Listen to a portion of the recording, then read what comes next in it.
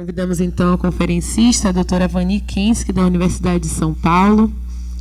Doutora Vani é mestre e doutora em Educação, licenciada em Pedagogia e Geografia, é vice-presidente da ABEG, Associação Brasileira de Educação à Distância, professora do Programa de Pós-Graduação em Educação da Universidade de São Paulo, diretora da CIT Educacional, pesquisadora do CNPq, foi responsável pelo design instrucional do curso de licenciatura em Ciências da USP, criadora e ex-coordenadora do curso de pós-graduação em design instrucional do SENAC São Paulo e da UFJF, ex-professora da Universidade Estadual de Campinas e da Universidade de Brasília, coordenadora e pesquisadora da publicação sobre grupos que pesquisam EAD no Brasil, autora dos livros Tecnologias e Ensino Presencial e à Distância, Educação e Tecnologia, O Ritmo da Informação e Tecnologias e Tempo Docente.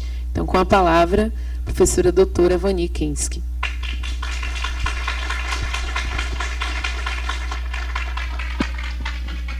Bom dia, eu quero agradecer, profundamente emocionada, o convite e agradecer a presença de todas as autoridades aqui da UFRB, o reitor, o vice-reitor, os coordenadores, os professores, né, e os pró-reitores todos.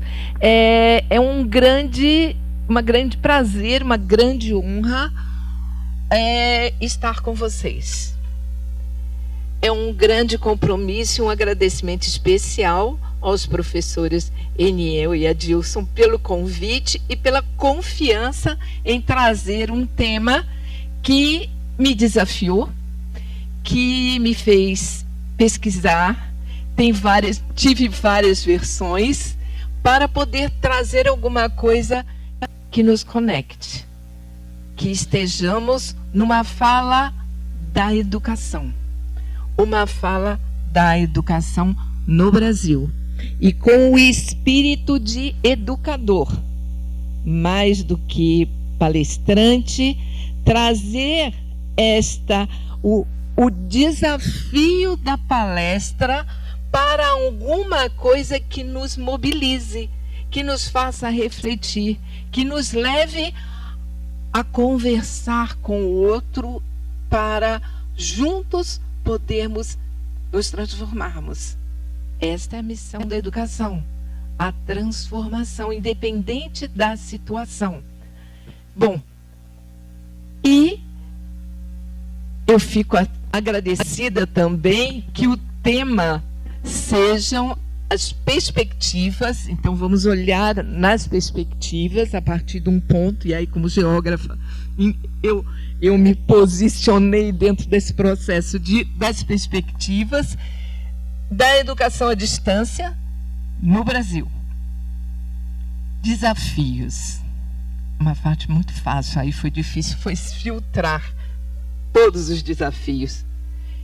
E não pediram soluções, mas possibilidades, o que foi muito feliz, porque me deixou numa zona de um pouco mais de conforto, de buscar possibilidades que possam nos unir em caminhos, não soluções.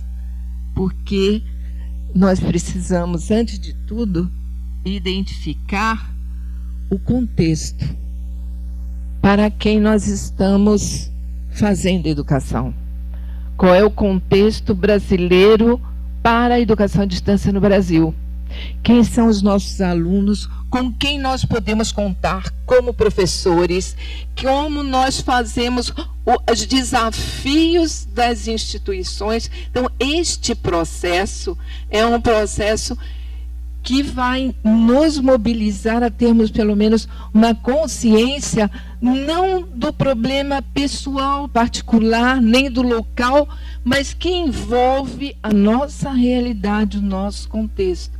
E para isso, então, eu coloquei o fundo do quadro que representa nós, brasileiros, trabalhadores, e que podem trazer para nós uma ideia, né, representativa de que este povo brasileiro, antes de mais nada, é aquele que deseja educação.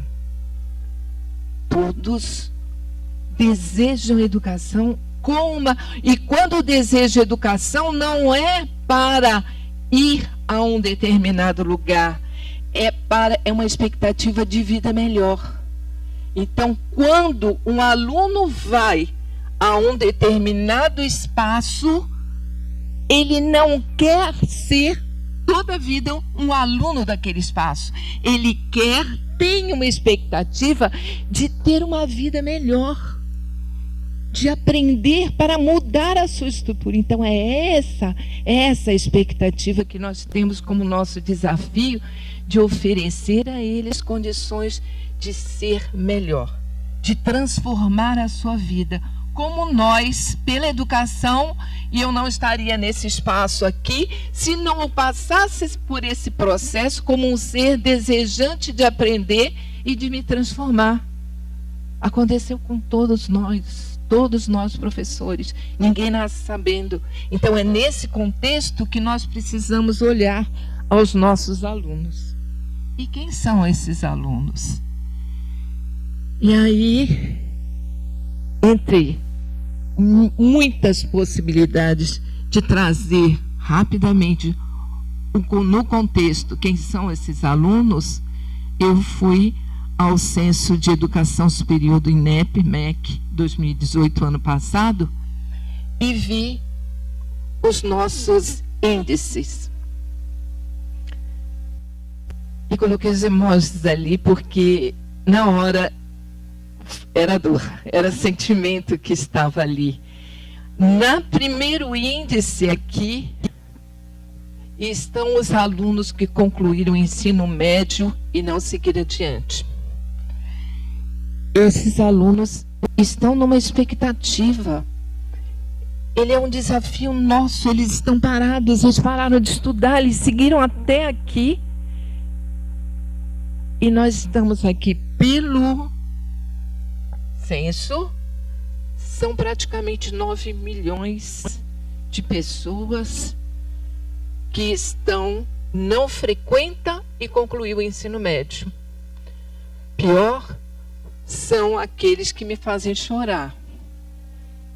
Não frequenta e não concluiu o ensino médio.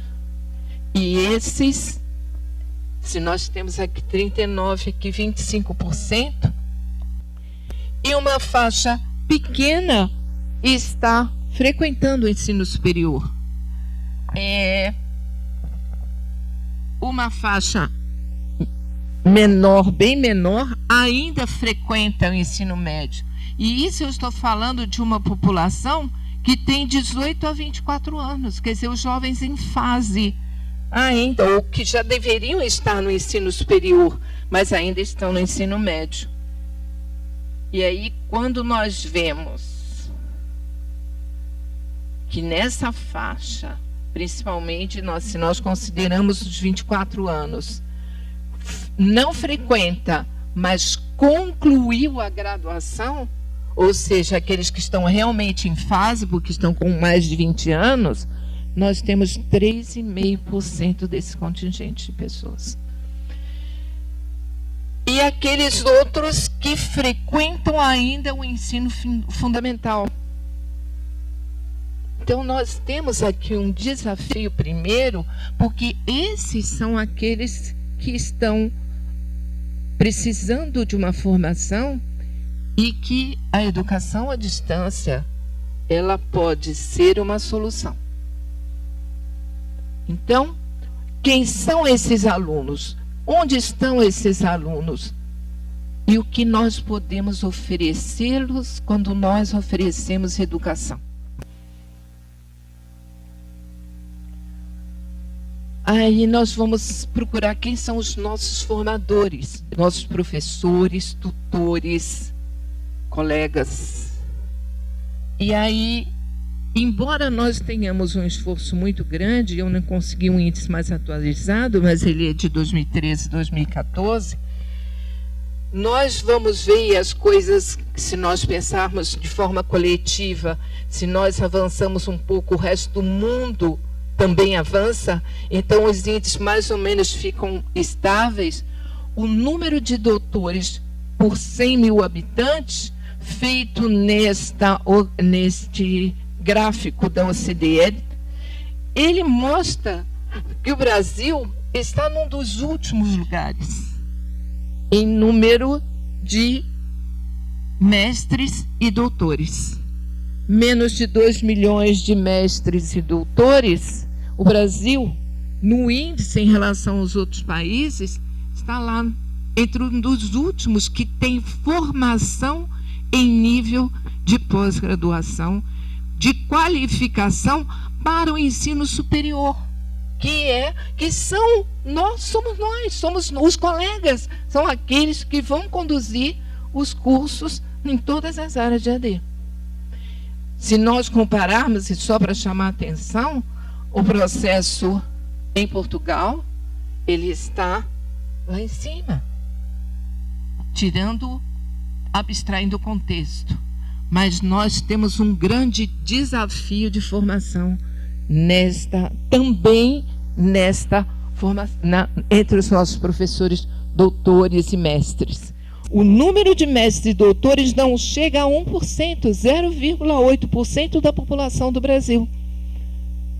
Então, realmente, nós temos uma urgência, um desafio muito grande em termos de processos de formação. Bem, aí então, nós vamos falar das instituições. Houve uma corrida, um crescimento, e esse gráfico mostra que com mais de 6 milhões de alunos, o que mais cresceu, e está nessa faixa mais assim, entre um amarelo e um verde ali, e é do dado do censo também, 2018, as instituições privadas detêm 75,3% do número de matrículas em cursos de graduação. As universidades públicas têm menos de 25%. Com mais de 6 milhões de alunos, a rede privada tem 3 em cada 4 alunos de graduação. Em 2017, a matrícula da rede pública cresceu 2,8%. E a matrícula na rede privada, ela volta a crescer 3%, após queda registrada em 2016. Mas vejam a espiral, o crescimento, e onde nosso crescimento, apesar da ampliação do número de instituições e tudo mais. Bom, onde é que eu quero chegar? Agora, em educação à distância. Dentro desse recorte, nós temos uma formação em educação à distância e nós temos, dentro das instituições públicas, o azul são os cursos presenciais, o verde, os cursos à distância. Nós temos 21,2% no processo de ensino à distância e 78% no processo de educação presencial. Em todas as áreas, isso na graduação, né? Seguindo, na rede federal, nós temos aqui a rede federal, exclusivamente a rede federal, não ensino público de uma forma geral. A rede federal tem 92% nos cursos presenciais e menos de 8% nos cursos à distância. Esse é o contexto. É a partir dele que a gente pode pensar em desafios e possibilidades. Dentro da EAD, afinando os nossos instrumentos. Importante para nós é trabalharmos com a formação de professores. E na formação de professores, na graduação e licenciatura é onde nós mais temos o sucesso dentro de uma oferta de cursos. Então, nós temos nas redes federais 46,8% dos alunos participando de cursos de licenciatura. Quase que a mesma contingente indo para os cursos à distância, para presenciais. Então, nós vemos que uma das ofertas que mais nós temos de trabalho, trabalhando com os cursos de licenciatura à distância. Bom, dentro da licenciatura, como é que é o perfil desse aluno que está atuando? Nós temos, boa parte é feminina, e aí diz: o aluno típico dos cursos de licenciatura é do sexo feminino e estuda em uma universidade privada. Mais de 80% dos estudantes de licenciatura de instituições públicas frequentam cursos presenciais. Na rede privada, prevalecem os cursos à distância. Então, nós temos aqui o gráfico. Na rede privada, 64% à distância. Na rede pública, 18% à distância. Muito rápido para ter uma noção de onde nós estamos falando e não estarmos falando de coisas abstratas. Nessas contingências e nesses tipos de contexto estão essas pessoas. São os nossos alunos. São alunos de graduação. São alunos que estão desejando mudar e se transformar a partir de uma formação e da educação. São alunos para EAD no Brasil. E aí, então, eu adaptei, um quadro desenvolvido pelo Zavak Richter e o Terry Anderson, e que é de um livro que foi distribuído na BED em 2017, e que é sobre as pesquisas à distância, e que eu adaptei porque nas leituras que eu fiz ele tinha uma sistematização extremamente importante para mostrar quais eram os desafios da EAD. E buscando trazer a distribuição deles, nós temos desafios em todas as instâncias. Nós temos desafios nas teorias e modelos de EAD. Nós temos desafios no acesso, nas condições de acesso, na ética da conduta da EAD, na equidade, nos processos de inclusão, nas instituições e sistemas de ensino à distância, na própria globalização e nas condições de pesquisa que alavancam todo o processo para novas possibilidades. No nível de gestão, organização e tecnologia, nós temos a própria gestão da EAD, a própria organização da EAD, os custos e benefícios, a tecnologia, o desenvolvimento dos profissionais que atuam aí do corpo docente, as questões de inovação e mudança, e no nível micro, o design instrucional, a interação, a comunicação, o apoio ao aluno, quem são esses alunos, as características, a didática, que ainda não é uma didática específica da EAD, e em todos eles alguma coisa que a gente não pode temer. E precisa dela para analisar os nossos desafios e trabalhar com possibilidades. Não pode ser num plano de ideias, sem avaliações.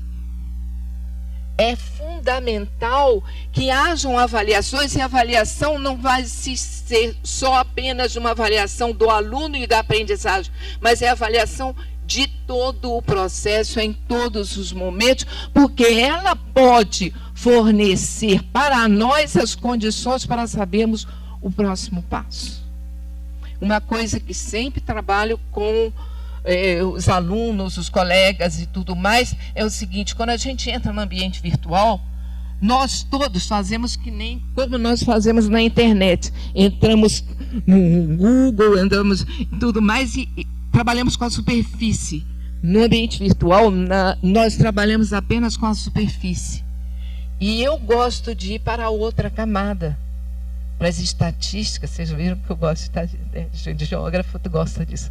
Mas as estatísticas, o que está por trás. E eu acompanho meus alunos, e às vezes eu sei mais deles, acompanhando os índices que os ambientes virtuais mostram, e que as pessoas ficam, vamos dizer, no plano da narrativa,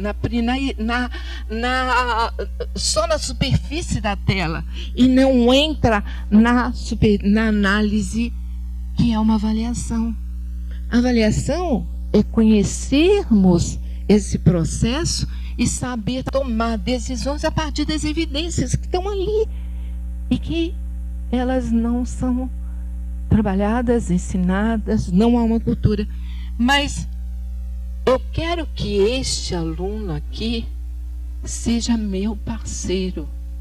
Este é o meu desafio. Bom, e eu quero que estes sejam meus parceiros, todos sejam meus parceiros. E para isso eu tenho que pensar qual é o modelo de AD, e aí já encaminhando para as possibilidades. Um dos desafios, e o desafio, o contraponto dele está na possibilidade, está dizendo qual é o modelo de AD que nós praticamos. Quando nós pensamos em analisar os modelos de AD, e eu já fiz isso, inclusive voltei a isso para vir para cá para falar para vocês, eu realmente levei um susto. Porque os modelos de AD estão descompromissados e desligados em muitas instituições dessas, que são 4, 5 e tudo mais, que são bem avaliados, mas que tem modelos de AD que replicam modelos que não têm nada a ver com esse contexto do Brasil. Então, a primeira possibilidade é a gente prestar atenção, não é sair fazendo pesquisa de campo, survey, não. Prestar atenção nos próprios índices que estão em nossas mãos, nos índices que já estão disponíveis, nos índices que estão nos ambientes virtuais e falam dos nossos alunos. Por que evasão? Como é que é a tendência? A gente vê quando o aluno atrasa, não sei o quê, ele não responde, não vem, mas ele acessa. Quantas e quantas vezes eu, como professora, mão na massa, vou lá, procuro, vejo que o aluno está acessando calado, mas ele não vou na listinha, eu vou lá na estatística e vejo qual é todos os gráficos de desempenho dele. Ele acessa, pega o material, mas não responde, não fala, não participa, ou simplesmente desapareceu. Vou lá entrar em contato com ele de alguma forma para saber o que está acontecendo. Recupero, trago, dou a ele condições de esperança. Vamos em frente. Tá? Tudo é um momento, o que você precisa. Mas nós estamos falando de modelo. E esse modelo de EAD, ele envolve uma concepção, o que é possível fazer. E isso não se pensa sozinho. Eu gostei demais da fala no início daqui da sessão, mostrando equipe, mostrando união, que viabilizou uma coisa raríssima, que é um tipo de evento como esse. É esse trabalho que vai refletir num modelo específico de AD que atenda às nossas condições concretas de oferecermos um processo com qualidade. A estrutura e a organização possível. E modelo de AD envolve toda a parte de gestão, todo o processo, política, gestão, tudo. Mas ele se articula, ele se condensa no modelo pedagógico. Quando nós entramos no modelo pedagógico, aí vem os modismos e vem a maioria dos cursos institucionais oferecendo trabalho para milhões de alunos, não tem modelo pedagógico. Vocês têm. Eu li. E isso aí faz diferença. Qual é o modelo pedagógico? E eu li, posso até dizer a vocês, que vocês, o modelo da UAB, o modelo de vocês, inspiraram para coletivamente eu coordenar uma equipe enorme da Universidade Virtual do Estado de São Paulo, que criou o seu modelo pedagógico. E eu disse, mas ninguém tem sim. A UFRB tem, a UAB tem, nós vamos pegar os modelos que a gente tem, vamos ver como eles são e vamos trabalhar, não deles, mas no nosso modelo. O modelo, e aí vamos para as políticas, vamos olhar o nosso contexto para oferecer um modelo pedagógico. E hoje em dia, os professores da Univesp, Universidade Virtual do Estado de São Paulo, quando eles iniciam, passam pelo processo de formação, para se qualificar, o edital, eles têm que saber o modelo pedagógico de todas as áreas. Eles disponibilizam um modelo e eles precisam ter consciência qual é o modelo da Universidade Virtual. É nesse modelo que nós atrelamos as nossas possibilidades, as nossas condições, quem é o público e o que nós desejamos. E definimos qual é o processo de formação que nós temos condições de oferecer.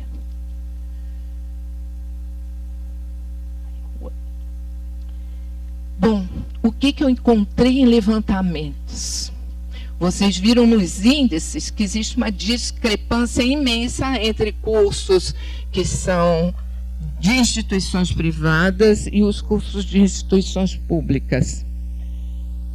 Mas eu vi neste modelo de formação, o modelo de AD, ele tem uma preocupação gigantesca. Eu acho que o tamanho do Brasil, o tamanho das nossas preocupações, ele condiciona isso, e a gente vai ter que pensar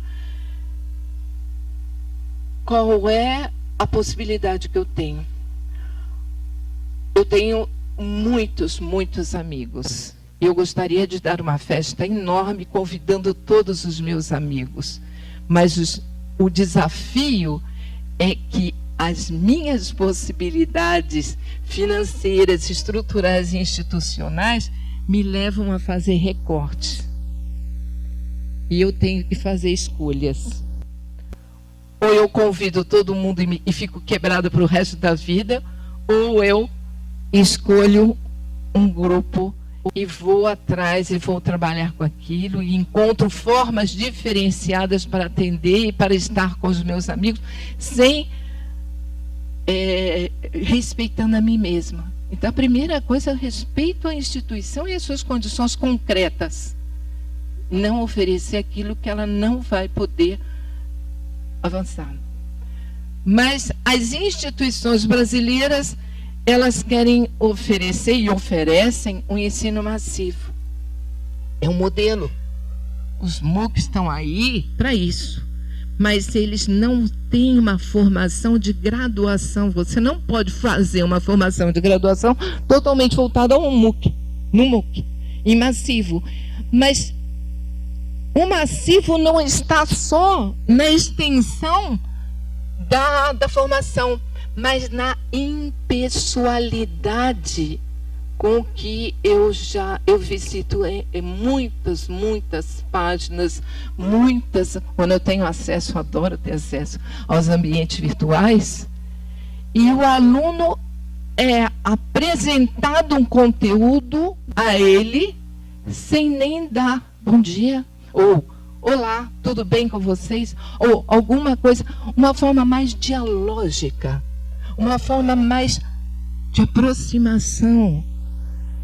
Coloque seus dados lá, você coloca a foto, coloca as coisas, e esquece. A partir dali, aquele aluno é um cliente.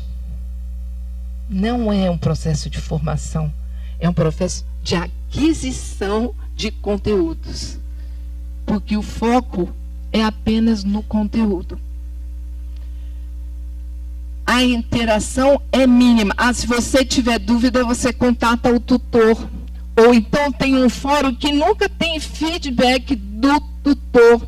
Ou então tem um processo que é considerado tecnologicamente, a gente tem que ter muito cuidado com as tecnologias, assim, olha, agora tem o chatbot e todos os bots, e aí não precisa nem mais tutor, porque se o aluno precisar, ele vai lá, bota a pergunta, e aí o sistema inteligente responde para ele.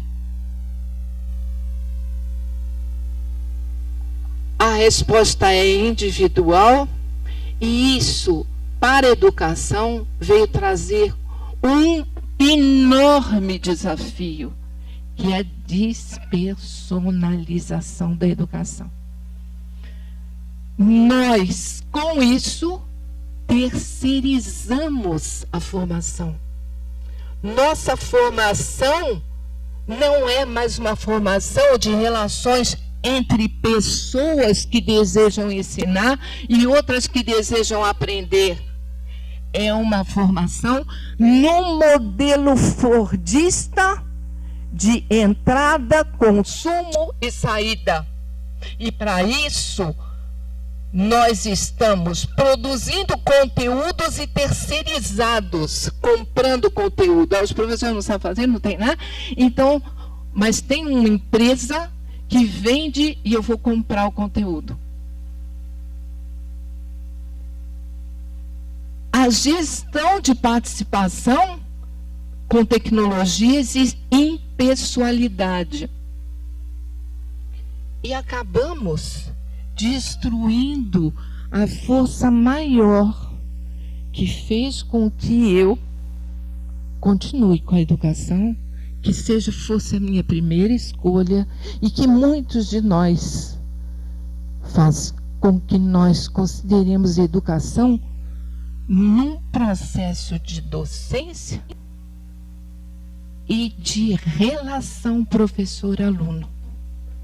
O professor universitário, principalmente, virou um produtor de conteúdos, um escritor, nem comunicador mais é. Ele entrega, ele passou a fazer parte do sistema fordista de produção. Esse é o nosso desafio, porque não é essa a nossa função.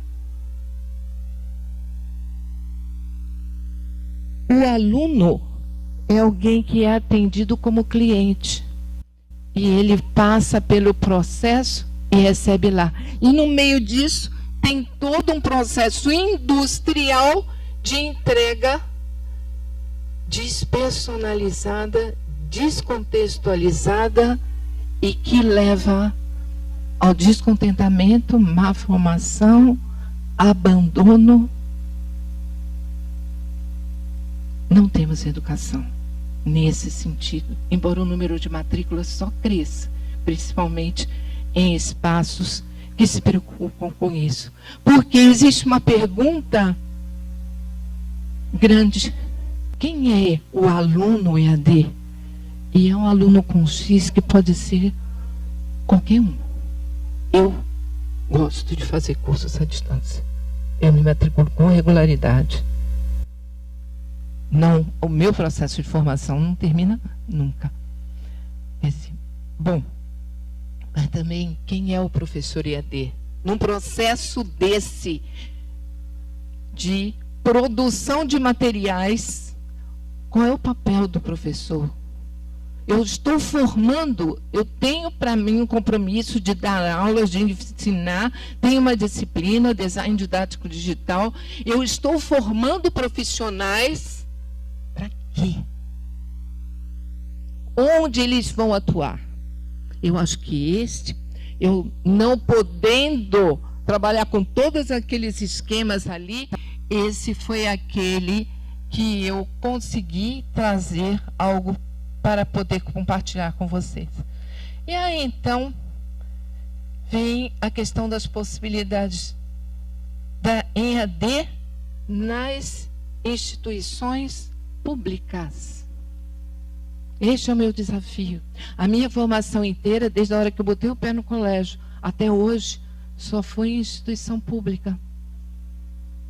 Eu tenho um vício, uma mania, e a minha instituição, a USP, ela fortalece isso, de nem aplicativo pago eu tenho.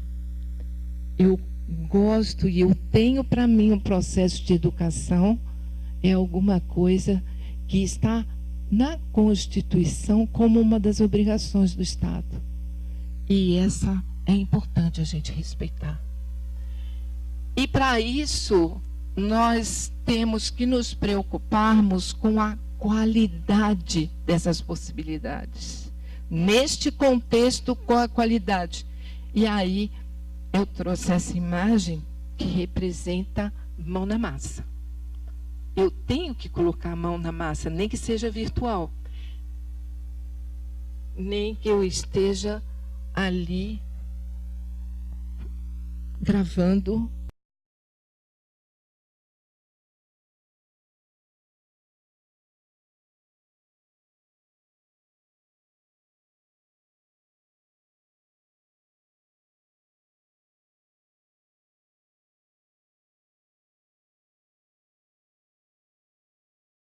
Não há EAD de qualidade. E aí, então, eu fui buscar as questões que são as nossas possibilidades, os nossos pontos fortes. O primeiro deles é o reconhecimento social da qualidade da formação em nível superior das instituições públicas.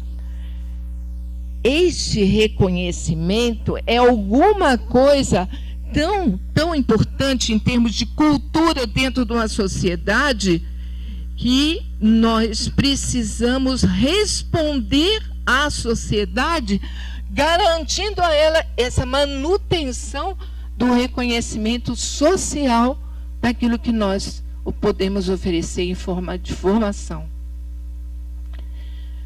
Todos nós que somos professores de educação à distância, ou os futuros professores, nossos alunos, mestrado, doutorado, pós-graduação, seja qual for, graduação, eles têm uma expectativa de formação que corresponde a esse reconhecimento. E aí, nós, para estarmos como os docentes nessas instituições, nós passamos por processos seletivos muito duros. Nós temos um nível de exigência de formação que nos caracteriza pela nossa qualidade. Então, esse é um outro ponto forte da nossa estrutura. Nós temos equipes técnicas e staff que podem nos ajudar nesse processo. Nós temos um diferencial que não é doação, é garantido constitucionalmente de oferecer ensino público e gratuito. Nós temos apoios e ambientes físicos e presenciais em nossos campi. E não é um andar num prédio, não é uma garagem, não é um espaço improvisado. Nós temos espaços físicos presenciais para fazer isso. E nós temos ainda o que nos leva avante, que são as ações integradas de ensino e de pesquisa. Nós pesquisamos, nós estudamos, nós orientamos pesquisas, nós trabalhamos no processo de construção do conhecimento. Então, isto tudo aqui é o nosso acervo, é o que temos para oferecer. Com esses pontos fortes, nós vamos trabalhar com a possibilidade de oferecer qualidade na produção e na formação. E para chegarmos na qualidade da formação, nós temos que pensar na qualidade da produção. E aí, então, nós entramos nas possibilidades em EAD e vemos uma questão importante. Movimento inverso ao movimento que nós vemos de, neste momento e neste contexto, não querer abraçar o mundo, mas oferecer com qualidade e uma expansão controlada. Não vamos atingir a todos. Eu não posso convidar todos os meus amigos para a minha festa, mas aqueles que forem, que eu consiga trazer, eu vou oferecer qualidade. E quem sabe esta qualidade se replica, que eles sejam aqueles que vão ampliar a qualidade da formação num processo gradual e contínuo de formação.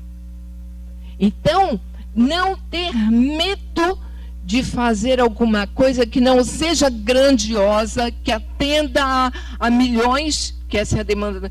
Todos estão com fome, mas eu não tenho condições de atender a todos. Eu vou atender a este grupo.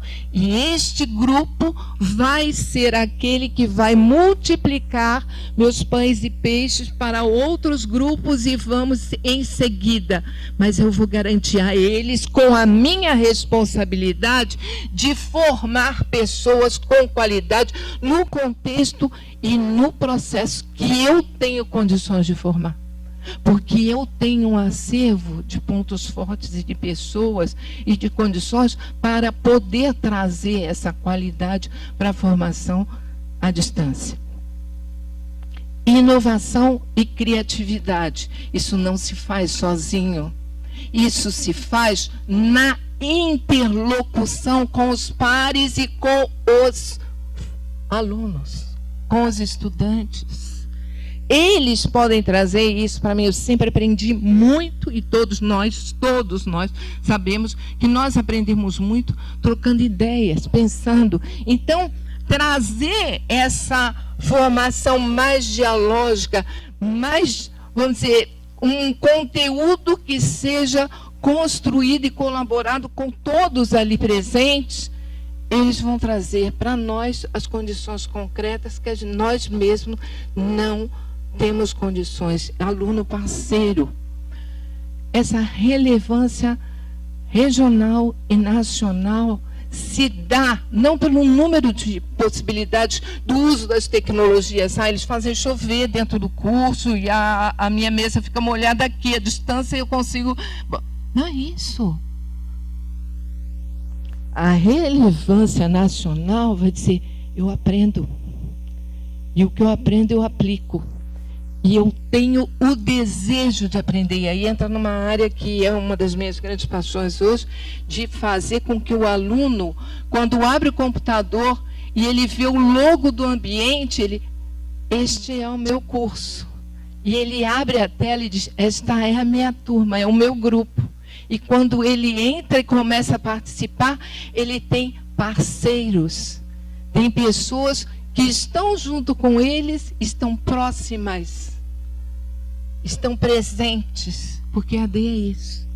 Proximidade, presença, apesar da distância física.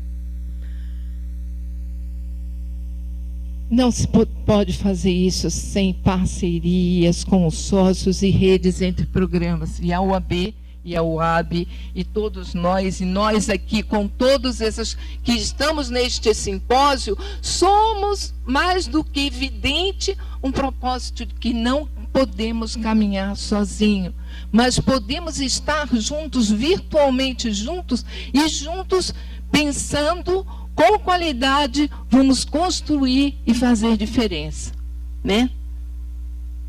O maior e melhor atendimento e fixação dos alunos nas regiões. E aí nós temos também um outro processo que eu acho que é alguma coisa que eu tentei buscar, mas esbarra sempre num processo de legislação complicado, mas é pensar numa certa mobilidade de alunos de aproveitamento de estudos entre presencial e à distância. Porque nós temos são só os 20%, os 40%, e a gente poder fazer com que aquele aluno não seja só um aluno. E aí nós temos uma contemplação para o presencial, que os alunos podem fazer o curso com um percentual de aulas à distância, mas o aluno da EAD, se quiser vir fazer uma aula presencial, e ele se matricular numa aula presencial, quebrar as barreiras, quebrar o muro de Berlim entre o presencial e a EAD e trazer. No levantamento que eu fiz nos Estados Unidos, por exemplo, existe mais de 50% dos alunos do presencial que preferem fazer cursos online e se matriculam no curso online para fazer um semestre, porque tem um problema, porque tem uma atividade, ele não perde e vai fazer. Os alunos à distância muito menos vêm para os cursos presenciais. Mas os alunos dos cursos presenciais fazem uma etapa do curso à distância. Essa movimentação e essa transição é alguma coisa que nós temos condições de pensar. A questão da formação dos professores para a docência digitalmente mediada. Não se faz uma formação, e vocês sabem, vocês têm equipes imensas e tudo mais, compulsoriamente. Mas se nós tivermos alunos falando da qualidade da formação deles nos cursos à distância dentro das turmas presenciais, isso gera um movimento.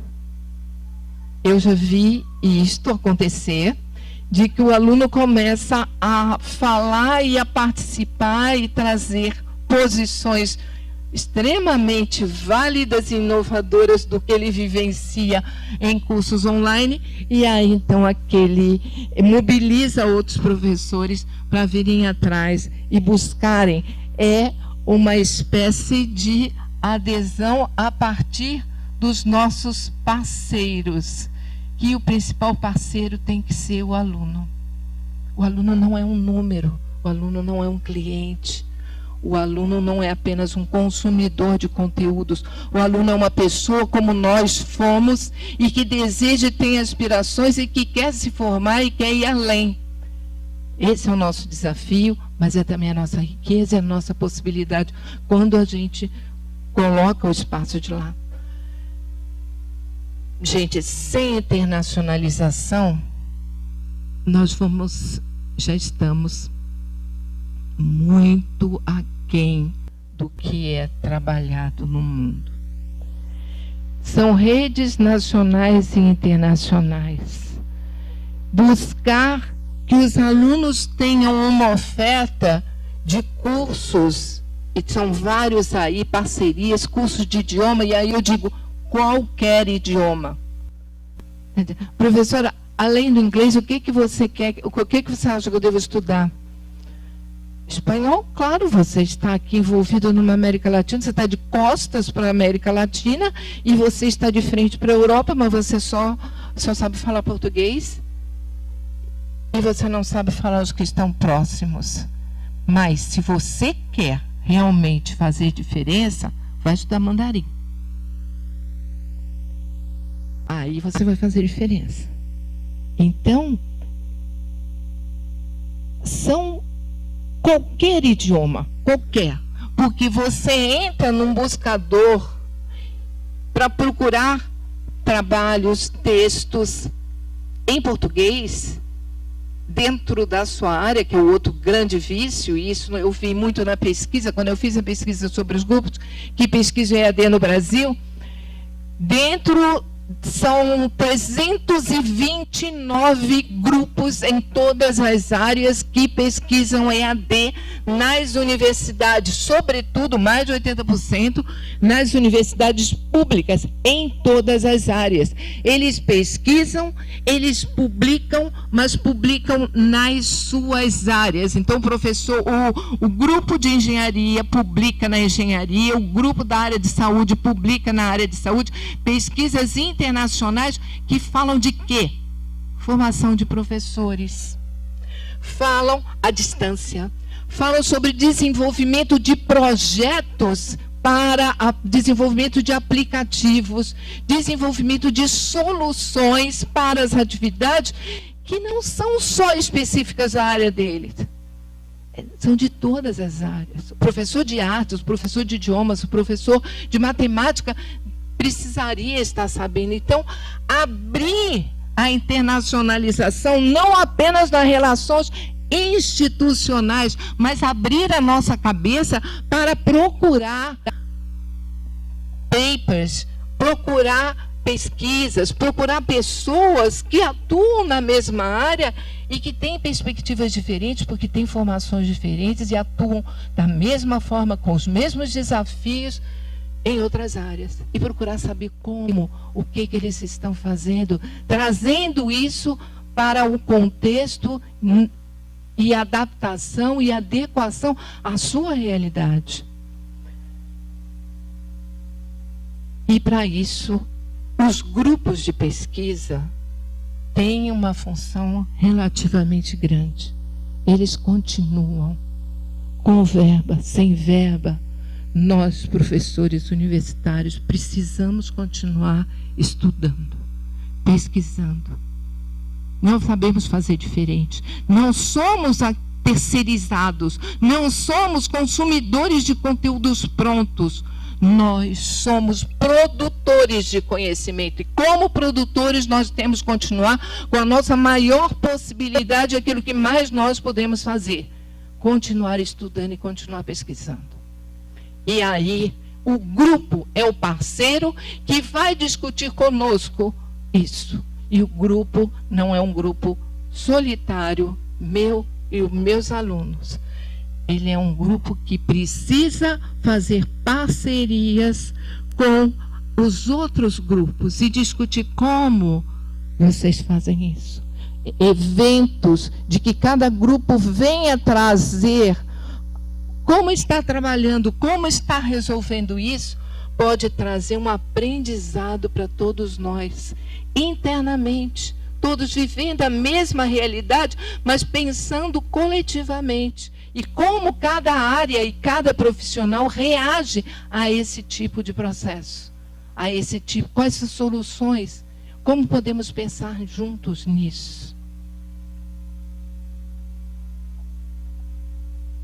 E aí nós vemos uma das coisas mais complexas no modelo vigente na maioria dos espaços de AD.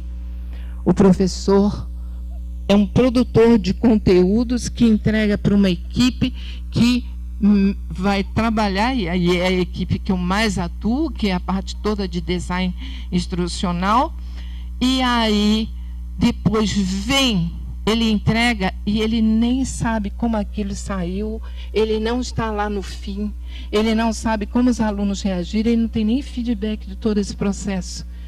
Essa palavra aqui, junto com a avaliação, para mim é uma das principais em termos de possibilidade da gente trabalhar. Feedback em tudo, avaliação em tudo, retorno para os professores, para o bem ou para o mal. Você eu como coordenadora de equipe de produção, tinha que conversar, aquelas conversinhas de pé de orelha com o professor e dizer, professor, seu conteúdo teve reação dos alunos. Quando o conteúdo chegou ao aluno, ou antes disso, eu crivo. Mas o ideal é que esse professor esteja comprometido com todo o processo e que ele tenha pelo menos um momento onde ele possa fazer um chat com os alunos, que os alunos saibam quem é ele. Nos meus cursos, todos os professores, no primeiro momento, nos meus, os cursos que, trabalhando com a equipe de design institucional, o professor tem um pequeno vídeo de 30 segundos dizendo: olha, estou muito contente, eu sou o professor tal, fui eu que é responsável por essa disciplina, e estou aqui, meu e-mail é esse, e o meu contato. Fechou. É uma pessoa, e depois tem o currículo, mini currículo dele, tem um nome. Eu já visitei vários ambientes de cursos de milhares de alunos que o conteúdo está lá sem autoria. É um conteúdo terceirizado que alguém produziu, já foi tão replicado que não tem autoria. Uma despersonalização, processo. Então, é um processo colaborativo de produção que exige que todos estejam, de alguma forma, integrados. Foco na comunicação. E não sou eu que estou dizendo isso, não. Isso aí, no mundo inteiro, é um processo fundamental. E interação grupal. E a interação grupal, ela tem várias etapas. Esse sentimento de pertencimento, o sentimento da identidade com o curso é uma interação grupal. O sentimento de integridade e de que este grupo é aquele que vai me acompanhar nesse processo. Isso é possível fazer à distância. É possível fazer. É mais possível ainda do que quando você trabalha com uma aula presencial e os alunos chegam tarde, saem mais cedo e você não sabe nem quem é aquela pessoa. Ali não. Ele está ali. Mas você precisa ter consciência que você faz parte desse processo e que aquele aluno precisa estar próximo. Para isso é preciso uma participação maior. No modelo EAD, o professor está mais presente. E aí, quando eu digo professor, nas públicas, é o professor que faz o conteúdo e que está presente, e todos os tutores, que também são pessoas extremamente qualificadas e que estão presentes e que cria um intergrupos, professores, tutores, equipe e os alunos. Pelo menos isso. E aí eu já falei muito e reforço. Todas as avaliações são importantes. Múltiplas formas de avaliações. E aí nós temos, inclusive, desenvolvemos alguns tipos de possibilidades de dinâmicas, que usamos o Scrum, que é uma maneira, uma metodologia onde cada equipe, elas uma vez por semana se reúne e diz quais são os desafios que eles estão passando, quais são as necessidades, qual é o problema, e as outras equipes tentam ajudar, e as pessoas se movem, se integram. Não é ficar fazendo um trabalho, acabei o trabalho e fiquei parado, e o outro lá, o outro está. Vamos tentar estarmos juntos colaborando para a gente conseguir chegar. E aí estão todos envolvidos nisso. E nós tínhamos 1 hora e cada equipe com seu líder, 1 hora integrando, e depois cada equipe 5 minutos por dia em pé, onde todos falavam dos seus problemas e trocávamos, e aí você vai trabalhar com esse, você vai trabalhar com esse. E as equipes se mobilizavam para fazer essa produção dinâmica dentro daquilo que nós achamos que o aluno precisava e merecia. Uma outra coisa que nós não temos e que é possível fazer, não é só trazer o aluno e dizer quem é você, de onde você veio, é o acompanhamento. O que ele fez antes? A história dele. Para que ele está aí? Por que aquele curso é importante? Mas não é só para trazer isso como um discurso vazio. É fazer sentido para quando eu for produzir alguma coisa para aquele aluno, eu saber qual é a intenção, o que ele tem, trazê-lo. Precisava de um descritor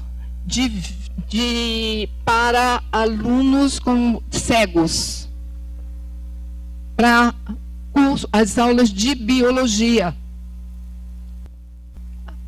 Uma aluna tinha um pai que era cego, ela não tinha, é muito caro, não teria condições jamais de. Uma aluna de biologia tinha um pai que era cego e que ela sentava e via televisão junto com ele e contava para ele tudo aquilo que estava passando no filme e tudo mais. Nós trouxemos essa aluna e ela passou a ser a descritora de algas, descritora de toda a parte de botânica, de zoologia. Ela entendia do conteúdo e ela tinha uma experiência de ser uma descritora, ainda que não era uma profissional, mas ela tinha um entendimento muito específico. Mas eu só pude fazer isso porque havia uma interação e eu não era professora, eu estava na produção e estava participando e sabia e podia chegar para os alunos e dizer, olha, quem quer um estágio, quem quer alguma coisa, uma experiência não remunerada, para fazer uma experiência com a gente, para fazer isso. Antes, durante e principalmente depois. Por que evasão? E depois que eles saem, para onde eles vão? Eles são formados, separados e não estudam mais o que aconteceu com eles, onde eles estão, o que eles querem, até para poder dizer, olha, nós vamos oferecer, você tem interesse? Mas não é só isso, não é uma questão de comercializar o processo, é de ter um compromisso com essa formação. Aprender a analisar resultados de avaliações. Nós aprendemos a fazer avaliações, mas não aprendemos a analisar as tendências que saem desses processos. E as tendências podem nos garantir possibilidades maiores e abertura para mudanças, de acordo com esse processo mais colaborativo. E aí trabalhando num processo de feedback constante antes, durante e depois do processo. É um modelo pedagógico que privilegie o aluno e possa garantir a qualidade.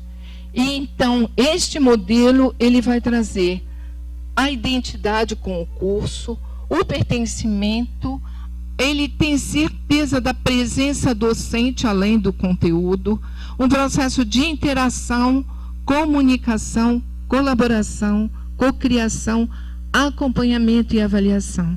Criar com os cursos redes de formação integrada e flexível que vão ao encontro das necessidades do estudante. Saber quem é o estudante e oferecer a ele aquilo que ele precisa. A questão da mobilidade acadêmica, condições de participação e acesso a cursos, daquilo que eu falei, a cursos do presencial para a distância, da distância para o presencial, sem que haja nenhum tipo de processo. E uma fluência tecnológica e didática de professores e alunos.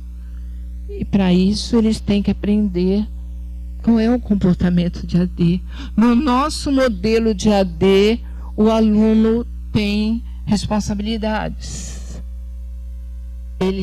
No nosso modelo de AD, os professores têm que ter responsabilidades que vão além de uma entrega de conteúdo, ou de fazer um share, ou de fazer um fórum. A responsabilidade de avançar com os alunos, de conhecer esses alunos para poder oferecer as melhores condições para que ele possa ir. Enfim, no mundo inteiro está uma preocupação vigente, constante, e que vocês têm condições de acessar numa preocupação maior que todas as primeiras nações, aquelas que estão trabalhando seriamente com EAD, eles estão preocupados. E que vai muito além da tecnologia. É a questão da humanização dos cursos online.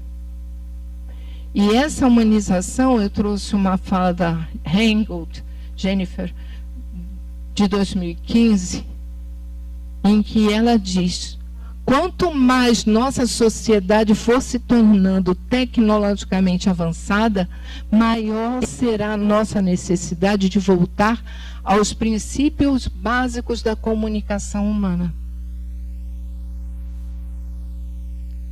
as tecnologias estão aqui. Cada vez elas são mais intuitivas. Cada vez mais elas dispensam treinamentos para que a gente possa usá-las. E os nossos alunos e os alunos desses alunos, eles não têm tanta necessidade de preocupação com a tecnologia. Mas essa invisibilidade técnica é a nossa possibilidade e oportunidade de recuperarmos o humano no processo de educação. É recuperar o nosso papel de formador, de professor. É a nossa oportunidade que o aluno possa recuperar o papel dele de pessoa, de ser desejante no processo de formação. É pensar que quando eu estou produzindo um curso à distância, eu estou lidando com pessoas. Este é o nosso desafio e que eu considero que nós, como ponto forte dentro das instituições públicas que nós temos, é a nossa maior possibilidade. Porque nós temos pessoas formadas que não são aquelas que ficam e entregam numa relação terceirizada de trabalho. Nós temos professores com ótimas formações e que podem colocar essas formações como uma possibilidade de fazer uma produção de qualidade.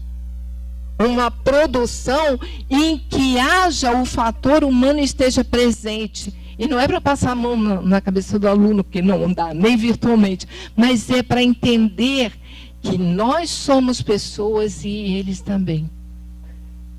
No livro que eu escrevi do Tempo Docente,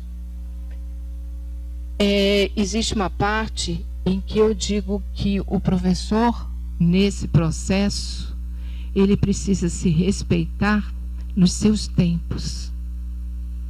Porque quando eu estava preparando, e é claro, veio de uma pesquisa, eu fiquei muito assustada, porque o professor dava aula presencial e a distância dele era acordar mais cedo para fazer um chat com os alunos, ou responder no fórum, ou na hora do almoço, ou depois do jantar, ou depois que ele chegava em casa, quase que um bico.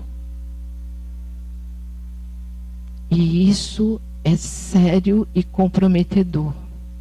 Não é uma aula, é um professor com um tempo, um processo e uma formação preocupada em atender aquelas pessoas, aqueles alunos, aquele processo.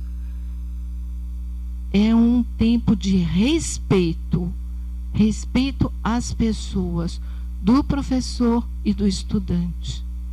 E que juntos eles possam, sim, de acordo com cada contexto, superar os desafios e abrir novas possibilidades que vão ao encontro das suas necessidades, no contexto em que elas acontecem.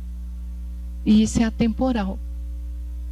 Porque se esta prática ela é compreendida e trabalhada, e nos tempos difíceis nós conseguimos garantir uma qualidade pelo envolvimento das pessoas como pessoas no processo educacional, em outros momentos melhores, nós seremos melhores, porque nós sabemos e passamos por um crivo de desafio que nos garantiu oferecer um modelo único, que nos formou, que continua nos formando e que vai formar um grupo. Eu não posso ouso nem pensar que é uma geração, mas um grupo em um determinado momento que, apesar das mudanças, eles garantem a qualidade e eles garantem qual é o processo maior e melhor numa formação de tecnologia. Não é um investimento nas últimas possibilidades de tecnologias. O que nós podemos, inclusive, é compreender a lógica do que está acontecendo, acompanhar o que está acontecendo. Na próxima sessão, a pesquisa que eu fiz, ela vem trazendo, já chamando vocês para a sessão da tarde, foi exatamente trazer como é que países diferentes estão trabalhando com desafios das inovações de ponta para trabalhar com a educação. Mas saber o que está acontecendo lá para a gente não perder o nosso norte, está lá. Mas com a possibilidade de juntos, e só todos juntos somos fortes. Não podemos pensar sozinhos. Nós temos que estar juntos, trocando ideias, colaborando, e nesta união, a parte mais próxima no nosso cotidiano é o estudante. E o estudante precisa ter compreensão e condição de garantir confiança de que quem está mais próximo dele é um professor. E que com ele eu posso discutir, sugerir, trocar ideias e aberturas para todos os possíveis no contexto em que nós estamos vivendo. E dentro disso, nós precisamos enfatizar exatamente essas condições humanas do processo. Bom, gente, era o que eu tinha para trazer para vocês. Muito obrigada e vamos continuar, né?